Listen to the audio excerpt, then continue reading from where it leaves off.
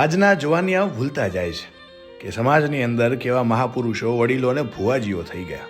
મારે વાત કરવી છે કઠવાડેથી ભુવાજી હરિલાખાની. વર્ષો પહેલાં જ્યારે રાજા રજવાડાના જાગીરદાર પ્રથા હતી ત્યારે ઘણીવાર ગોવાળો ગાયો ચરાવવાના રાજસ્થાનના ડુંગરપુર જિલ્લામાં જતા. ત્યાંના જાગીરદાર ગાયો ઉપર કર લેતા. એક દિવસની વાત છે કે વગડાની વચ્ચે હરિભા ગાયો ચરાવતા હતા અને એવા સમયે ત્યાંના જાગીરદાર અને તેના સેવકો જાગીરદારની દીકરીને વૈદ્ય પાસે લઈ જતા હતા. દીકરીએ ઝેર પીધું હતું. પરિવાર રો કકડાટ કરતો હતો. હરિભાથી આ દુઃખ જોયું ના ગયું અને કહેવાય છે કે એ સમયે દીકરીનું ઝેર હરિભાના સ્વરૂપમાં માં વિહત સિકોતર પી ગયા. જાગીરદાર અને પરિવારના રાજીપાનો પાર ના રહ્યો.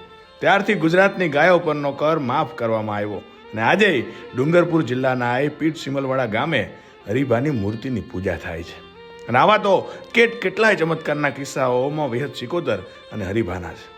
હરિભાની વધુ માહિતી તમને બીજા પાર્ટમાં જણાવીશ.